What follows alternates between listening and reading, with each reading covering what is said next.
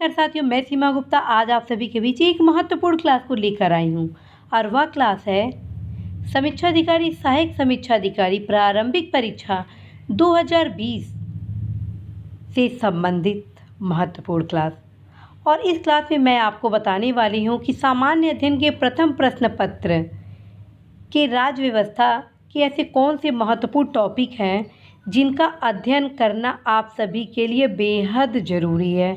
साथियों, यदि आप इन सभी टॉपिक को नहीं पढ़ते हैं तो कहीं ना कहीं आप अपनी तैयारी को संपूर्ण आयाम प्रदान नहीं करेंगे। तो साथियों, इन्हीं सभी के दृष्टिगत मेरे द्वारा इस क्लास को लाया गया है और यह क्लास हिंदी मीडियम और इंग्लिश मीडियम के लिए समान रूप से उपयोगी है। क्लास के अंत में साथियों मेरे द्वारा भी अध्ययन सामग्री भी बताई जानी है जहां पर आप सभी को ये समस्त टॉपिक मिल जाएंगे। तो आइए जानते हैं महत्वपूर्ण टॉपिक। सबसे पहले आप देख रहे हैं article of Indian constitution, part schedule constitutional amendment, अर्थात भारतीय संविधान का अनुच्छेद, भाग अनुसूचियाँ संविधान संशोधन। साथियों, इसमें आपको सब पढ़ने होंगे क्योंकि इस समय परीक्षा का पैटर्न डिफरेंट होते जा रहा है और राज्य व्यवस्था का जो प्रासंगिकता थी अब काफ़ी बढ़ती हुई लग रही है। इसलिए आप कहीं से कोई भी इससे रिलेटेड कमी नहीं करेंगे, अभी से पूरी तैयारी करेंगे और लास्ट में 15 दिन पूर्व कैसे अध्ययन करें उसकी भी मैं स्ट्रेटजी आपको बताऊंगी। लेकिन अभी आरंभिक दौर पे आप ये टोटल चीज़ पढ़ेंगे ही पढ़ेंगे। अब दूसरा जो अब मैं बताने वाली हूँ वो टॉपिक है foreign sources, preamble, words and sentence, state and union territory, citizenship, fundamental rights, directive principle and core duties, अर्थात विदेशी स्रोत। भारतीय संविधान के जितने स्रोत हैं जिस पर विदेशी संविधान का प्रभाव पड़ा है उन सभी स्रोतों को आप देखेंगे। जैसे मूल अधिकार कहाँ से लिया गया है, नीति तत्व कहाँ से लिया गया है, मूल कर्तव्य कहाँ से लिया गया, ये सभी क्वेश्चन प्रायः परीक्षा में पूछ दिए जाते हैं। इसी प्रकार साथियों प्रियम्बल के जो वर्ड और सेंटेंस हैं इस पर भी आपको फोकस करने ही होंगे। कई बार साथियों उद्देशिका से पूछा जाता है कि कौन से ऐसे शब्द प्रियम्बल में नहीं है, अर्थात कौन से ऐसे वर्ड प्रियम्बल में नहीं है, या क्वेश्चन ये आ जाता है कि निम्नलिखित प्रियम्बल के वर्ड को आप क्रमशः लगाएं। ठीक है, तो आपको सेंटेंस पता होनी चाहिए ही चाहिए। ठीक है, और इसके अलावा साथियों उद्देशिका में कौन कौन से संविधान संशोधन के माध्यम से शब्दों को जोड़ा गया इस तथ्य को भी आपको ध्यान में रखना ही होगा। अब आते हैं अगला टॉपिक, वो है स्टेट एंड यूनियन टेरिटरी। ठीक है, state and union territory.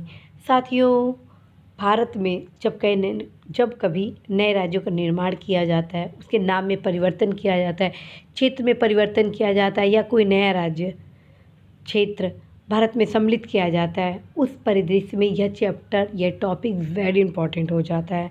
Then साथियों आपको इस टॉपिक पर भी फोकस करना होगा।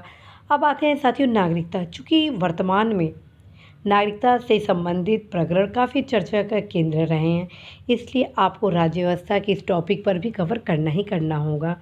अब आइए साथियों मूल अधिकार, नीति तत्व और मूल कर्तव्य। साथियों ये जो तीनों भाग हैं, पार्ट हैं कॉन्स्टिट्यूशन के, इट्स वेरी इंपॉर्टेंट पार्ट क्योंकि मैक्सिमम क्वेश्चन साथियों इसी पार्ट से पूछे जाते हैं।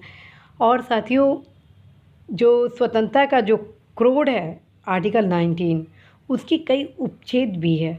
ठीक, उसको भी आप विशेष तौर पर देखेंगे। मतलब मेरे कहने के ये तात्पर्य है कि जब आप कॉन्स्टिट्यूशन का आर्टिकल ध्यान में रखेंगे, पढ़ रहे होंगे, तो आप fundamental rights, directive principle and core duties के एक एक आर्टिकल उप आर्टिकल को 100% न सिर्फ देखेंगे बल्कि याद करने का प्रयास करेंगे ही करेंगे।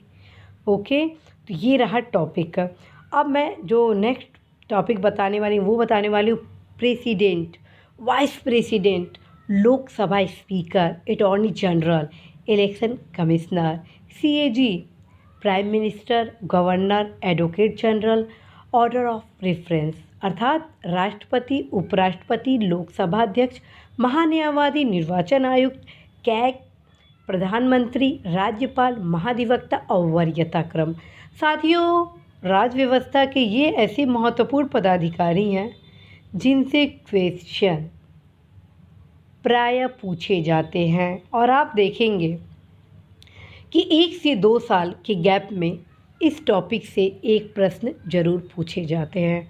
और साथियों, आपके सफलता में एक एक अंक का अहम योगदान है, इसलिए आपको इन सभी पदाधिकारियों के हर चीज़ पढ़ने हैं। और वरीयता क्रम से भी कई बार प्रश्न पूछे जाते हैं कि सबसे पहले वरीयता में कौन आएगा और वरीयता 7 क में किसका स्थान आता है, आदि इस प्रकार से क्वेश्चन आते हैं। तो ये सारे टॉपिक आपको देखने होंगे और लास्ट में मैं आपको बताऊंगी कि आपको कहाँ से पढ़ना है, तो आप घबराइए नहीं कि ये टॉपिक कहाँ से मिलेगा। अब आते हैं नेक्स्ट टॉपिक साथियों, council of minister, central state relation, parliament, Lok Sabha, Rajya Sabha and legislative council, organisation of legislative assembly, nominated member and court. ठीक है, अर्थात मंत्रिपरिषद, केंद्र राज्य संबंध, संसद, लोकसभा, राज्यसभा, विधान परिषद, विधानसभा का संगठन, मनोनीत सदस्य, न्यायालय, ये सभी टॉपिक इस टू इम्पॉर्टेंट।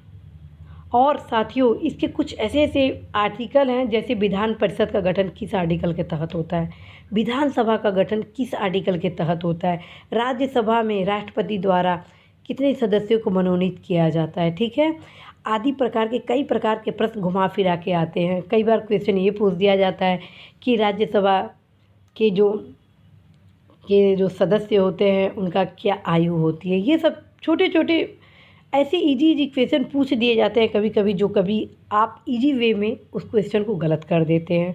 तो आप इजी टू टफ सभी क्वेश्चन पर विशेष फोकस करेंगे, क्योंकि मुझे नहीं पता है कि किस में आप कहाँ पर क्या कैसे गलती कर रहे हैं। मैं बस ये जानना चाहती हूँ और मानना चाहती हूँ कि आप देश के ऐसे होनहार युवा हैं जो प्रत्येक दशा में इस परीक्षा को सफल करेंगे ही करेंगे। इसलिए आप कभी भी ओवर कॉन्फिडेंट में ये ना सोचिएगा कि अरे मुझे तो ये पता है तो ये मेरी गलती, कभी मैं ये गलत कर ही नहीं सकता हूँ। साथियों, ओवर कॉन्फिडेंस ही कभी कभी हमारे हार का कारण बनता है और मैं नहीं चाहती हूँ कि आप सभी अपनी थोड़ी सी गलती के कारण हार माने, ठीक है। तो आप अवश्य ही हर एक विषय पर, हर एक टॉपिक पर, हर एक नंबर पर अपनी दृष्टि को सक्रिय, जागरूक, सही दिशा के साथ लगाएंगे। अब हम आते हैं साथियों नेक्स्ट टॉपिक, और वो है emergency finance commission, NITI Aayog, official language, Panchayati Raj, cooperative society, SC ST OBC committee and UPSC। Okay, अर्थात आपातकाल के संबंध में आपको तमाम प्रकार की जानकारियाँ प्राप्त करनी होंगी।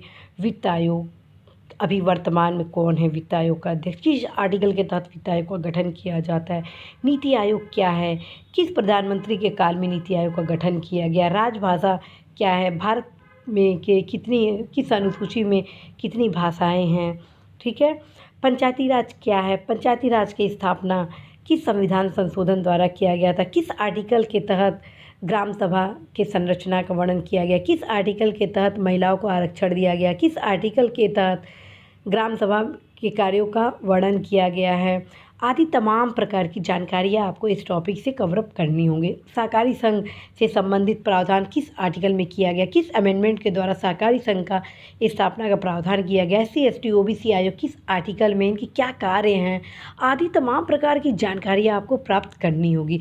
और अब मैं आपको बताने वाली हूँ कि इस गाइडेंस क्लास जो प्रावधान आपको किया गया है राज्य व्यवस्था से रिलेटेड, इसकी तैयारी आप किस पुस्तक से करेंगे। तो साथियों, इसकी तैयारी आप भारतीय संविधान DD बसु से करेंगे, और यदि आपको DD बसु समझ में नहीं आ रहा है तो आप लक्ष्मीकांत से कर सकते हैं, ठीक है। और भारतीय संसद जो सुभाष कश्यप का है वो भी आप ज़रूर पढ़ेंगे। बेयर एक्ट साथियों 100% आपको एक बार नहीं कम से कम 2 बार पढ़नी ही होगी, क्योंकि 60% क्वेश्चन पॉलिटी के, ओनली बेयरेक्ट से ही आ जाते हैं, ठीक है। और पूर्व के जो प्रश्न हैं घटना चक्र का, जो मैं पूर्वावलोकन बताई थी, क्योंकि this is a best source previous question के लिए साथियों, तो आप अवश्य ही इसको पढ़ेंगे ही पढ़ेंगे। तो साथियों आपको मैं फिर से बताती हूँ कि इसमें बेयरेक्ट से 60% क्वेश्चन पॉलिटी के पूछे जाते हैं, 30% क्वेश्चन आपके घटना चक्र के पूर्वावलोकन से पूछे जाते हैं। और यदि आप इन चारों पुस्तकों को पढ़ लेते हैं तो आप राज्य व्यवस्था के 100% क्वेश्चन को सॉल्व करने में अपने आप को ईजी महसूस करेंगे। तो साथियों मुझे पूर्ण भरोसा है कि आप अवश्य ही सफलता के लिए ही बने हैं, और जब आप सफलता के लिए बने हैं तो फिर परिश्रम आज से पूरे जोश के साथ अवश्य करें, क्योंकि आधी तैयारी आपकी ऊर्जा से कंप्लीट होती है। यदि आप अपने माइंड सेट को तैयार कर लिए कि आप जीत सकते हैं, आप कर सकते हैं, तो फिर सफलता से कोई आपको दूर नहीं रख सकता है। और साथियों मुझे पूर्ण भरोसा है कि आप अपने ऊर्जा का अवश्य ही सदुपयोग करेंगे, और इस ऊर्जा का उपयोग आप अपने जीवन के लक्ष्य को सफल बनाने में अवश्य करेंगे। साथियों इसी आशा के साथ मैं सीमा गुप्ता आज आप सभी से विदा लेती हूँ कि आप अवश्य ही इस परीक्षा में पास होंगे, सफल होंगे। नमस्कार।